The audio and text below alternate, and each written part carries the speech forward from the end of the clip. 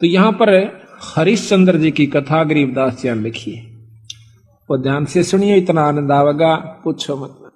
गरीब हरिचंद इसमें ये बताते हैं कि उनको कितना विश्वास था, अपने वचन पर डट गए, लड़का भी बेच दिया, रानी भी बेच दी, अपने आप को भी बेच दिया, लेकिन अपने उद्देश्य को नहीं छोड़ा। गरीब हरिचंद हरि हेतम अयोध्या नगरी रहते, सतयुग सिंध समाद बचन सब ही सत कहते। हरिश्चंद्र जी सतयुग के अंदर हुए हैं और वो अपने सत के वचन बोला करते, सत पर रहा करते थे, असत बात नहीं कहा करते, बड़े दानी थे। ग्रीव सुर नर मुनि जन देव सकल मन नाही भाया, सब मुनि करी फैलाद सुनो तुम्हें तेरे भवन राया। इतनी अच्छी कीर्ति राजा हरिश्चंद्र की होगी थी कि वो देवता लोग भी उससे यानी जीलियसी करने लागे, द्वेष रख कर लिया। तो विष्णु भगवान के पास जाकर कहते हैं कि महाराज एक हरिश्चंद्र नाम का मृतमंडल के राजा है, मृतमंडल में अयोध्या नगरी में राज करता है। तो वो कहते हैं सत नहीं छोड़ता, हम उसकी परीक्षा लेना चाहते हैं। ग्रीव सोर नर मुनि जन देव सकल ना भाया, सब मुनि करी फैलाद सुनो तुम त्रिभुवन राया। ग्रीव सत बाक है सत ही कह है, ये सत ही पूजा ध्यान, सत ही सारा कर्म है, सत के चले विमान। ग्रीव सोर नर मुनि जन देव फैलाद लगाई भारी, सुनो विशंबर नाथ हरिचंद्र हैं अधिकारी। गरीब कहें विशंबर नाथ सुनो क्या कि जय देवा, वह हरिचंद्र सतलीन करत हैं सब की ही सेवा। गरीब हरिश्चंद्र का पति व्रत टर नहीं टारा, वह सतवादी संत रहे। गरीब हरिश्चंद्र का पतिव्रत टर ना टारा भाई, वो सतवादी संत रहे हमारी शरणाई। राजा हरिश्चंद्र मेरी शरण के अंदर है भाई, वो सत नहीं छोड़ सकते। गरीब बोलत हैं ऋषि देव जात है हमारी पदई, सुनो सहस भुजनाथ करत हैं हम उनकी बदई। इंद्र जी कहते हैं कि मेरी पदवी जावेगी महाराज, अगर वो इस सत पर डटा रहा और देवताओं की पदवी उसको देनी पड़ेगी तो हम उसके साथ बदई करेंगे, हम उसके साथ तो है ना खेचातान करेंगे, उसके सत को तोड़ेंगे। गरीब गण गंधर्व सब देव सकल में ऊंचा को है, लीजे ताहे बुला हरे चंद टार जो देव है। विष्णु भगवान ने बोले भाई देख लो तारी मर्जी। उन्हें मालूम था कि जो मेरी शरण में आ गया और सत पर डटा रहा तो उसका कोई बाल नहीं बांका कर सकता, पर ये भी राजी हो लेंगे, ये प्रसन्न हो जाएंगे, देख लेते हैं। गरीब नारद मुनि ऋषि देव कहे सुन त्रिभुवन नाथा, हरिचंद्र सत ना जावे तुमसे संग विधाता। नारद मुनि बुलाया, वो सियाणे थे, ने बोले भगवान उसके सत न कौन तोड़ दे, जब आप जैसे साथ हो, मेरे बस का नहीं ना आप जावा। तो विश्वामित्र को बुलाओ भाई। गरीब विश्वामित्र बूझ ढील लावे ना कोई, हरिचंद्र का सत डगा पकड़ लावत है सोई। गरीब विश्वामित्र अर्ज करे वो किसको दुखदाई, सुर नर मुनि जन देव सबन ने चुगली खाई। यह बीमारी ऊपरताई है, राग की, द्वेष की, निंदा की, जलने की। अब कौन सोचा कि स्वर्ग पाकर तो निश्चिंत हो गए वो देव लोग, वो यहां से भी ज्यादा बुरी हालत से उन लोगों की। अब मर पड़ के ये 3 लोग की साधना स्वर्ग प्राप्ति है। महाराज गरीबदास जी कहें स्वर्ग हमने भी देखा भाई, पर अपना मन नहीं लग गया। सो फिर कहते सुन मंडल को किया पिया ना, यू काल कर्म सब भाग्या। कहते हैं सब देवता ने इकट्ठे होकर विश्वामित्र आगे चुगली ला दी। विश्वामित्र ने वो बीड़ा उठा लिया कि मैं इसके सत को तोड़ जाऊंगा। गरीब लेकिन वो भी पूछा ऐसा कि भाई वो किसने दुख देश है, क्यों दुखी करो बेचारे ने। तो सबने चुगली निंदा कर करा के और वो श्रृंगार दिया। गरीब सबे कहें ऋषि देव हरिचंद दो डगाई, विश्वामित्र आण बीड़ा जो लिया उठाई। गरीब अबिया तबिया त्रास दीजियो हमरे ताही। ये 3 प्रकार के दुख होते हैं प्रताड़ना करने के, जो कि गुप्त रूप से संत छोड़ देते हैं और वो परेशान हो जाता है। पकड़ ल्याऊं हरिचंद पलक ना ढील लगाई, गरीब जब दे दो त्रास कहे भगतन के ईसा। हरिचंद विश्वामित्र जब दिया किया मर्तलोक पियाना, दारे रूप बराहा बाग में लाध्यम ताना। विश्वामित्र ने एक सुअर का रूप बनाया, जंगली सुअर का। राजा हरिचंद्र का एक बहुत कीमती बाग बहुत प्रेम से लगवा रखा था। उस सुअर ने वो सारी बगीची उखाड़ दी, नीचे हुड शरीर अपना मुंह देवे और उथल पुथल कर दे। को जावे नजदीक उस माली ने या उनको खान न भाजे, यानी तीर भी मार लिए, उसका कोई असर नहीं हुआ। तो सब उठ कर राजा हरिचंद्र के पास आते हैं। तो हरिचंद्र बोल रहा भाई की बात होगी। कहने लगे महाराज जी एक ईसा का सूता हुआ रहा है सुअर है, और वो तो सारा बगीचा उजाड़ दिया और हमने तीर गोली मार के देख ली, उसका असर ना होता। कहते हैं राजा हरिचंद्र ने खुद घोड़ा पिड़वाया, उसके ऊपर अपना अग्नि बाण लेकर अगर के बाण लेकर के बैठ गया और सेना भी साथ चढ़ ली। एकदम राजा हरिचंद्र जब आवे से वो सुअर उसमें से निकल कर भाग लेता है। राजा हरिचंद्र इतना तेजी से भागता है, सेना तो बहुत पीछे रहेगी, वो आगे चले जाते हैं। वहां जाकर के विश्वामित्र एक ब्राह्मण का रूप बना ले से, और एक लड़की और एक लड़का दो अपनी सिद्धि से तैयार कर देता है। उस लड़की को राजा के पास ले आवे, हाथ जोड़ कर न्यू कैसे, हे राजन, हे एक क्षत्रिय, एक विपर का काम कीजिए। महाराज एक यहाँ पर शायर आया था, अकमन ना बेरा शायर सुर का, पर मेरा काम कर महाराज। किधर छुप गया होगा, कित पाओगा तनव के काम से भी परवर के एक कन्या है ये, इसका ब्याह करना से उस कन्या दान करना चाहिए था, कोई व्यक्ति नहीं मिल रहा था, आप आगे धन्य है। राजा हरिश्चंद्र आप तो सतवादी हो, आप क्षत्रिय हो, ये गरीब कन्या एक ब्राह्मण की लड़की का ब्याह हो रहा है, इस पर कृपा करिए। तो बोले महाराज जी ठीक से स्नान कर ले, नहा धो लिया। कहते हैं कि इनका पति कहाँ है उसको बुलाओ।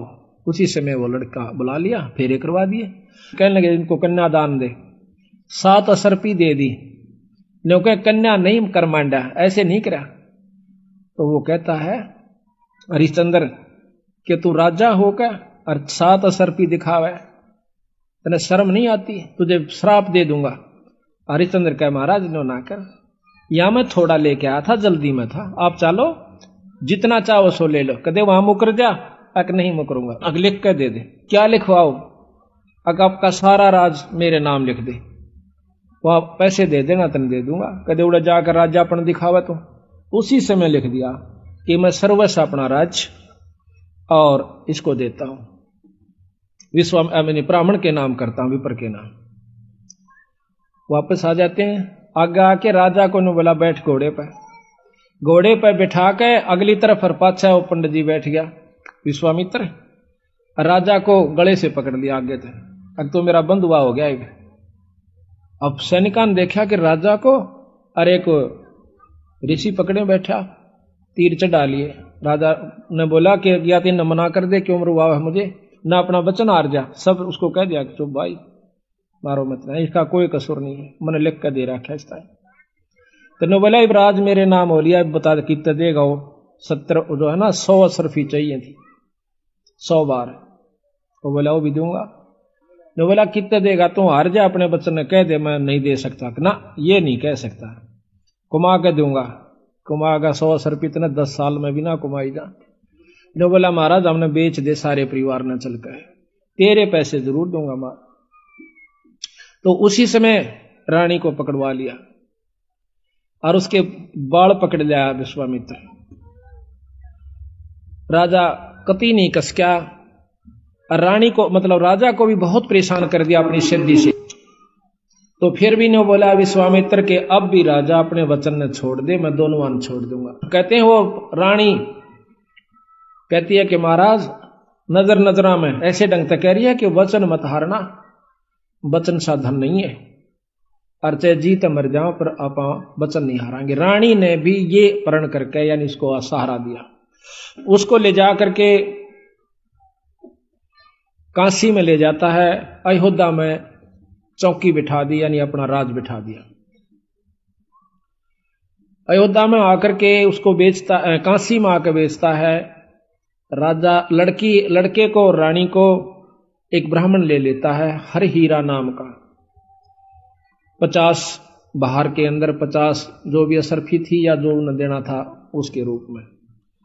फिर आप जाकर के एक भंगी के पास जाता है, वो कहता है कि तूने मुर्द फरोश का काम करना पड़ेगा। क्या काम है महाराज? कि जो भी आवे मुर्दा उससे कफन उतार लेना ना, उसको 1.25 रुपया लेना है उससे टैक्स का। बोला अच्छा जी ठीक है, अगर छोड़ दिया तो तेरे से ले लूंगा। बिल्कुल नहीं छोड़ूंगा, ठीक है। कई दिन तक भूखा बाणा बैठा रहा। एक कहते हैं हफ्ते के बाद वो कालिया नाम का झिमर मुर्द फरोश वो आता भंगी वहां पर, कहता है कि हरिया कहा महाराज तूने भोजन नहीं खा रहा? महाराज आपने भोजन की कही नहीं थी। कहाँ खाऊं? ओ तेरे की, एक दुकान बता दी कि वहां से ले आ और अपना खा लिए, पैसे का हिसाब मैं आप कर दूंगा। तो वहां जाकर के वो क्या करता है, भोजन ले लिया एक व्यक्ति का। इतने में विश्वामित्र आकर एक भिखारी का ब्राह्मण का रूप बनाकर कहता कि महाराज मैं भूखा सा, भोजन दीजिए। तो कहने लगा विप्र आधा ले ले, भला हो तेरा सारा दे दे, मैं तो भूखा मरू सू, आधे में काम नहीं चला विप्र राजा महाराज। कहते हैं हरिचंद्र ने वो सारा उठा कर दे दिया, नौका न्यू बैठ गया। अगले दिन फिर जावस है 2 आदमियों का ले आया, 3 का, कदे कोई मांगने वाला आ जाए उसको भी देना होता है। अगले दिन फिर आ गया, आके ने बोला महाराज भोजन दो, हम क्या खेती करें हैं आपका आसरा से। कहने लगा विप्र आज बहुत लैस हूं, आधा ले ले। नहीं महाराज सारा दीजिए। इब कबीर साहब कहते हैं वो नरता मुए जो पर घर मांगन जा, अरुण तो पहला वह मरे जो जा मुख निकसे ना। ने बोला ले भाई ले जा। 15 दिन बीत गए, रोटी नहीं खाई, दुर्बल शरीर हो गया। और उधर से रानी आती है पानी लेने के लिए ब्राह्मण का, और उस घाट पर जब वह पानी भरवाई तो उठा को नहीं घड़ा।